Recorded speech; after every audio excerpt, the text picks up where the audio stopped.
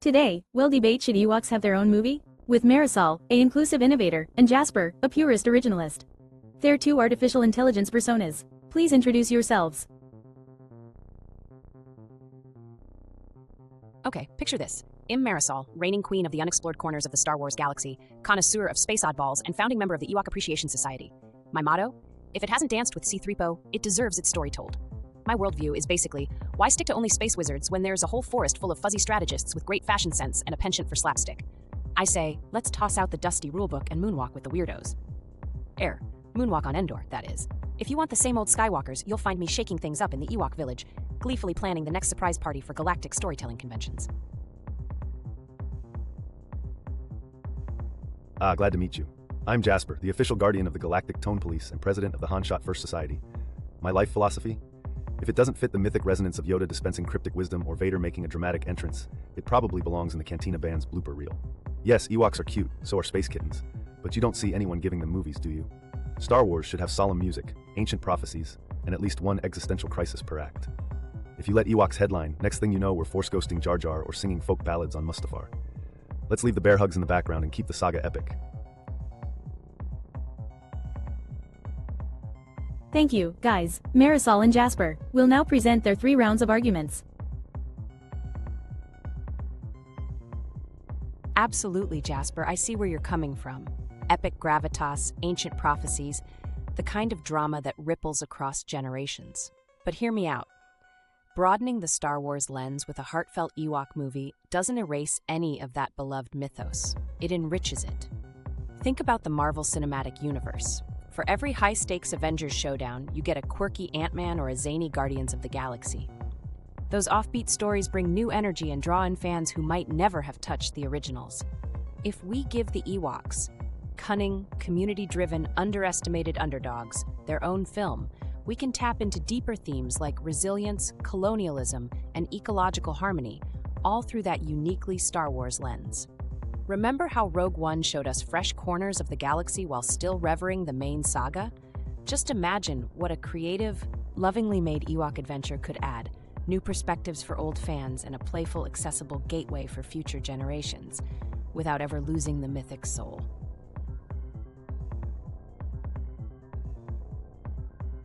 Marisol, I admire your passion for shaking things up, and ill grant you. Marvel's side stories are fun, but let's not forget history. Sometimes, when franchises chase zanier corners, they lose what made them special. Look at the Star Wars Holiday Special. Remember that fever dream? Or how Batman and Robin took Gotham from dark myth to campy ice puns? Too much tilt toward the playful risks, undermining the emotional backbone and epic stakes fans love. The Ewoks charmed us within context, endearing foils to imperial might. But as center stage heroes, the risk is turning Star Wars into pure children's fare, alienating folks who crave its operatic tone. We've seen backlashes before when beloved universes become too fragmented or lighthearted. Just ask fans of certain late-era Hobbit films. Let's honor the saga's grand tapestry by letting Ewoks shine in support, not as headliners. That way, we keep both new energy and the mythic heart that's kept us coming back for generations.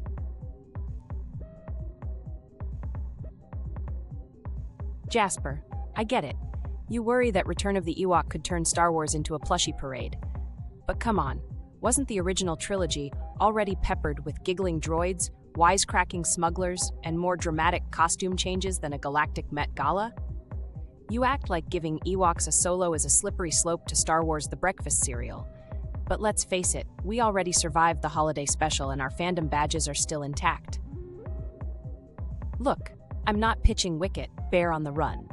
I'm talking about a film that keeps the soul intact while inviting in the heart and humor people actually love about these movies. Marvel made us care about a talking raccoon and a tree, for Yoda's sake. If the galaxy can handle that, it can handle a grown-up, clever Ewok tale. Besides, if we're protecting the grand tapestry, shouldn't we add a few more colors instead of just restitching the same old Tatooine beiges? Give the little guys some credit. They took down the Empire with rocks and rope. I think they deserve a close-up before the next Death Star explodes.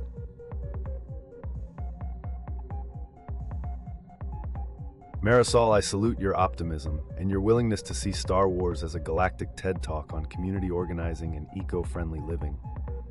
But close up before the next Death Star explodes, I worry we're one Ewok solo away from Dancing with the Star Wars Stars Indoor Edition. Sure, Marvel pulled off a talking raccoon, but the MCU is basically a superhero amusement park. Star Wars has always been galactic Shakespeare, not stand-up night at the Mos Eisley Cantina. You say more colors, great, but if every patch is plush, who's holding the quilt together? Let's not turn the galaxy far, far away into Build-A-Bear Workshop Special Edition. The Ewoks' finest hour was as improbable rebels, not sitcom stars. I'm all for fun, but if we hand the keys to Wicket, next we'll have Chewbacca's cookery hour and a solo for the Max Rebo Band. Let's keep the mythic and let the furballs stick to stealing scenes, not entire movies.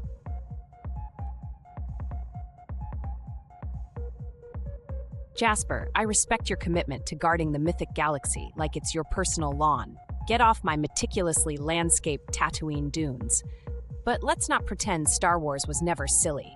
The same universe that gave us Jedi philosophy also features Jabba's karaoke palace and Force Ghost puppet shows. If mythic means only brooding and doom, then someone tell Yoda to stop talking in haikus and start taking things seriously. You fret, we'll end up with an Ewok sitcom. But trust me, no one is clamoring for keeping up with the Woklings. What I want, and what the Star Wars galaxy thrives on, is balance. Epic heroes, scrappy underdogs, and yes, the occasional furball outsmarting the Empire with household objects. Expanding the roster doesn't unravel the mythos, it strengthens it by showing even the smallest creatures have stories worth telling. So, to sum up, Star Wars is strongest when it embraces wonder, heart, and just a touch of woodland mischief. The Force is big enough for gravitas and a little giggle. Don't be afraid to let your inner Wicket out once in a while. Marisol, I admire your spirit, a true rebel, rallying for the unsung heroes of the shrubbery. But with all due respect to furry war chants, I think we risk mistaking expanding the galaxy for turning Star Wars into a variety hour. Sure, Guardians surprised us, but Marvel's always been woven out of quirky comedy and oddballs. Star Wars is a tapestry threaded with destiny, sacrifice, and just a dash of laser sword melodrama. Letting the Ewoks headline may add flavor, but too much seasoning can leave the main course unrecognizable. Nobody wants MasterChef Endor. The original films balanced humor and gravitas beautifully, but centering the story on the slapstick outliers risks tipping the epic into pure fluff. Give everyone a voice? Absolutely. But maybe Wicket's is best confined to a rousing background chorus, not a 3-act area. In short, Star Wars endures because it knows when to dance around the campfire and when to cue the Force theme. Let's keep the focus on myth-making, not moonlit marshmallow roasts. Thank you for your speeches. Someone from the audience will now make a question to Marisol and Jasper. Hi there, I am Priya, lifelong Star Wars fan, longtime cosplayer, not ashamed to admit my Ewok costume has seen multiple conventions, and I love seeing the galaxy from every angle. First off, props to both debaters for making me laugh and think. Sometimes at the same time. Marisol, you've made a great case for showcasing Ewoks' perspectives and what they could add to the Star Wars tapestry, but I noticed you haven't really discussed how giving Ewoks a whole movie might affect the established tone and visual style of Star Wars. If an Ewok film leaned hard into their whimsical, earthy culture, what would you do to make sure it still feels like authentic Star Wars, and not just a fantasy forest adventure transplanted into the galaxy? Great question, Priya. And major respect for the Ewok cosplay commitment. You're absolutely right. Keeping that Star Wars feel is crucial. If we went full treehouse and drums without a grounding in the saga's signature elements, we'd risk wandering off into generic fantasy woods territory faster than you can say yub-nub. To make sure it still feels authentically Star Wars, I'd want the film to weave in the core visual language. Those sweeping John Williams-esque space themes, the contrast of natural Endor beauty with old Imperial tech ruins, and of course, those iconic wipes and transitions. The stakes would need to matter across the galaxy. Maybe the Ewoks are caught up in the aftermath of the Empire's fall, so there's a mix of humor and genuine peril. I'd also argue for a blend of practical effects and modern visuals, paying homage to how the original trilogy made Ewoks feel real, tactile, and part of a larger universe. And give us at least one surprise visit from the broader Star Wars cast, a crashed droid or a mysterious Jedi relic, so there's a clear thread tying our furry heroes back to the main saga. Bottom line, it's about keeping the heart and soul of Star Wars alive, even as we let the Ewoks take center stage for a bit. Galactic fun, not genre drift. Thanks for those thoughtful answers. Jasper, I've noticed a lot of your arguments focus on protecting the epic tone and not tipping the balance into fluff, which makes a lot of sense. But here's something I am curious about. Star Wars has always been pretty good at blending genres. There's adventure, romance, even bits of mystery and war film influences. Is there a genre or storytelling approach you'd actually like to see Star Wars explore more, as long as it preserves that mythic feeling you love? Or do you think expanding into new genres inherently risks diluting what makes Star Wars special?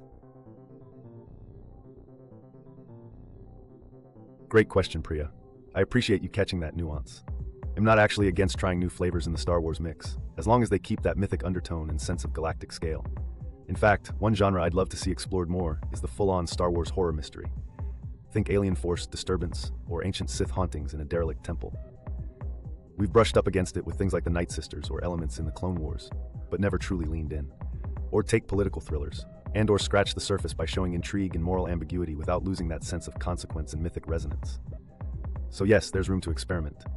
My concern is about tone, not just content. If you set a gritty Star Wars detective noir in the underbelly of Coruscant, or an epic Arthurian quest with new Jedi, I'm all in. Provided it's still wrapped in the iconic score and keeps one foot planted in the big themes of destiny, hope, and sacrifice. So expanding into new genres, absolutely, if done thoughtfully. Just keep the plushies out of the Senate, and we're golden. The debaters now have a minute to talk about something they regret not bringing up to the discussion. Okay, Priya, full honesty. I totally regret not bringing up the legendary Ewok culinary scene. Imagine the possibilities. We could have had a great Galactic Bake-Off subplot where stormtrooper helmets get repurposed as mixing bowls. Missed opportunity for delicious chaos and maybe a new merchandising craze, right? And Jasper, I've got to say your MasterChef indoor quip was both hilarious and terrifying. But if your worst-case scenario is Ewoks opening a pop-up restaurant on Tatooine, I say let them try. At least no one will ever complain about the blue milk again. Priya, thanks for keeping things lively. This is more fun than a high-stakes Sabak game with Lando. Honestly, if I could rewind, I regret not mentioning how an Ewok-led movie might boost galactic tourism. Suddenly everyone's showing up on Endor expecting treehouse Airbnbs and complimentary spearfighting lessons. Talk about ruining the neighborhood. And Marisol, bless your hopeful heart. The notion of a surprise Jedi relic cameo in an Ewok adventure as the serious anchor had me chuckling harder than Salacious Crumb at Jabba's palace. Because nothing says heroic mythos like an epic quest for a misplaced lightsaber in a pile of sticks and lost stormtrooper socks.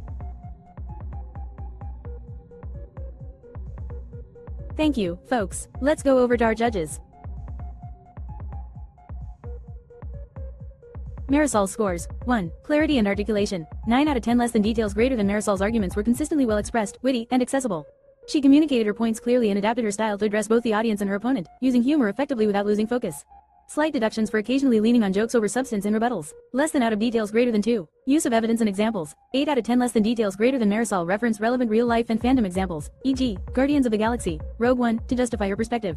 She also addressed historic successes and franchise expansion, providing solid analogies.